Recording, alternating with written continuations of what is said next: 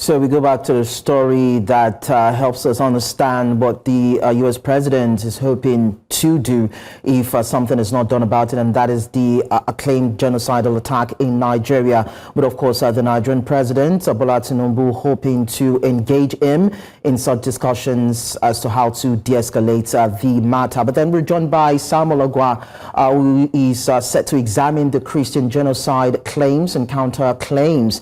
And Mr. Agwa is the convener Benue Open Governance Society, and he works very closely with displaced persons in some parts of the north. Mr. Agwa, thank you so much for joining us on the news. All right, so can you please unmute your device?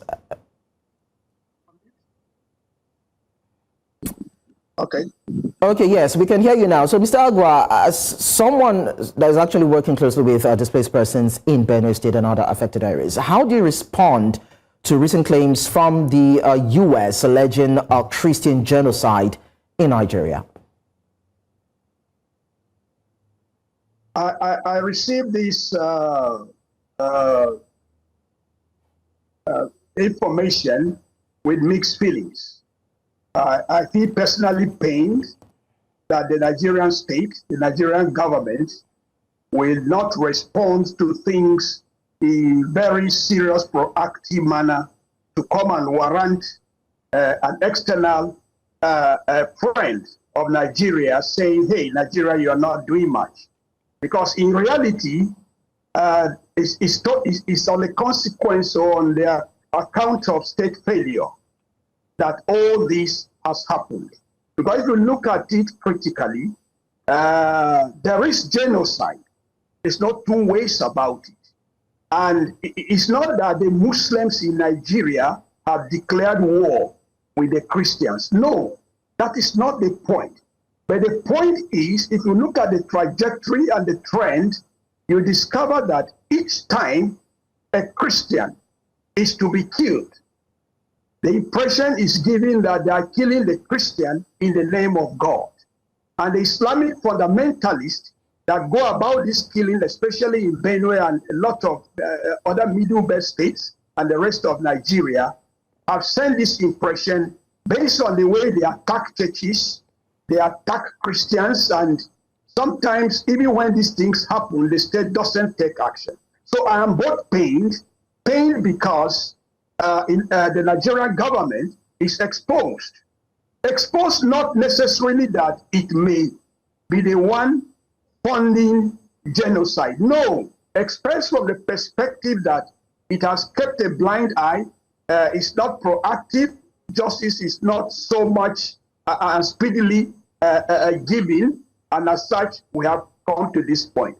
For the internally displaced persons I've interacted with, many of them are very happy and pleased with what is happening, but the ultimate thing is not about the country being a country of particular concern.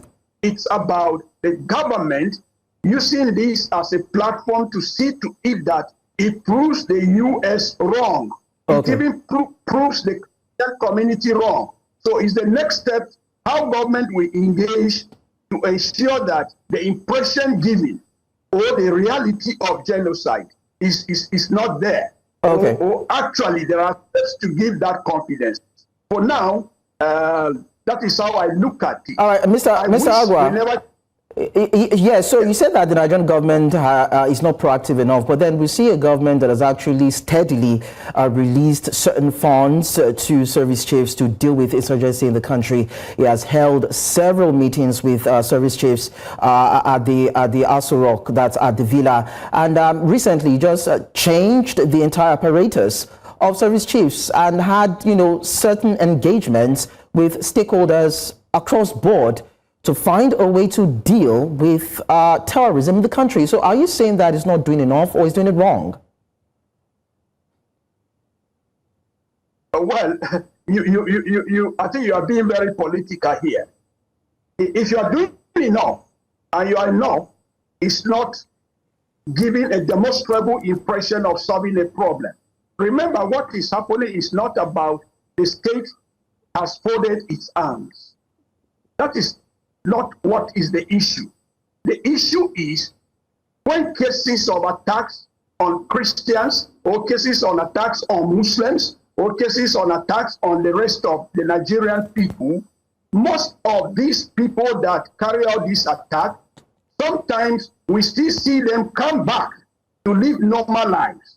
Either they are pardoned, some amnesty given to them, or for whatever reason, the cause of justice is a long time before even people are actually prosecuted. And when you see a government that you ask me a question and he's saying he's doing too much and funding service chief, pardon these same guys and into the army, you know something is wrong. But remember, there is a key issue here. The key issue is the Christian community has arisen to say genocide. Now, the message you should get from that is the fact that when these things happen to the Christians, how does the government react? I don't want to go into exhuming the corpse, telling you about how Deborah, a lot of other instances, kidnap of Catholic priests, and all that has happened. What I think should be the conversation is not about whether the government has taken the entire money of Nigeria and has put to fight insurgency. It's for Nigeria, the government, to rise on account of this and ensure that it even confuses the whole of the world that no, I have risen to the occasion, and the Christian community, the Muslims, or every other Nigerian is safe. Okay. So if you are telling me that I have invested 1 billion in a football club, and that football club cannot score any goal, cannot win any trophy, and you are saying we have invested 1 billion in it, I don't think it's just politics we are playing. Okay, so I guess that's a Chelsea situation where I guess that's a Chelsea Football Club analogy, but then I understand. Well, Nigeria is a sovereign state. So do you think statements coming from presidents like Donald Trump to another president threatening sanctions or military action against Nigeria, do you think that will help or worsen the situation for communities said to be traumatized by violence? Well, two things. I think the community feels somebody has written to speak for it, in addition to the many voices within Nigeria that are speaking. So clearly, global attention is being drawn to this. The extent to which this step from the United States or other countries will bring about that collaboration, because for me, I don't want us to see as the United States trying to interfere in the affairs of Nigeria or President Trump talking so hard of President Tinubu.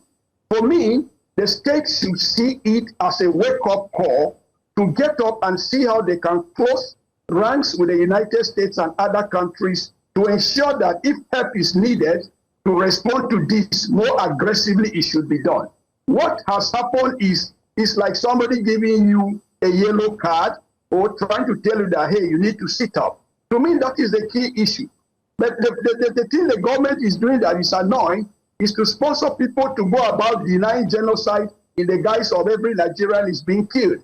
If the Muslim community is also being killed and they feel it is genocide, there's nothing wrong if they can also get up and make a case, the same with any other group in this country. Okay. So for me, I expect that this declaration from President Trump should create greater levels of collaboration so that we see to it that we can live peacefully in Nigeria again. Okay, so you talked about closing ranks, Mr. Agwa. How, in explicit terms, do you think the Nigerian government can go about it with U.S.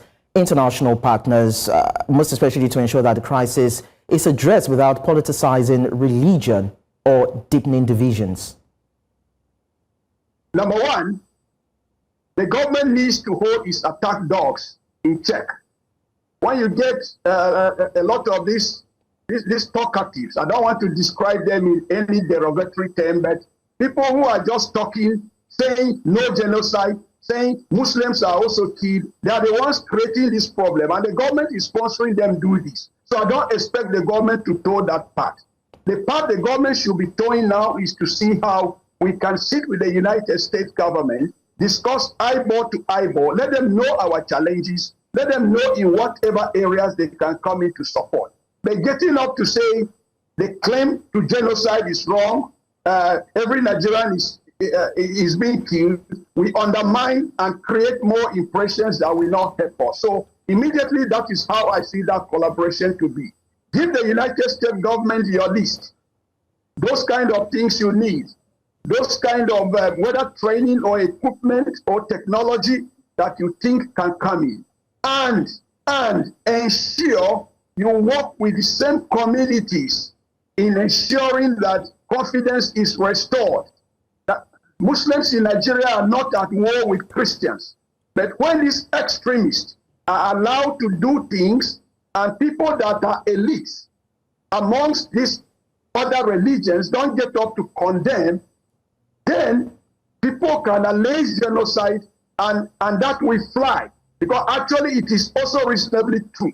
So I expect less of talking in the media, but more technical engagement at closed doors to see how things can work. President Tinubu can visit the White House, and we get talking. I think the essence of this is to promote a dialogue to help you, whether you are a Christian or you are a Muslim.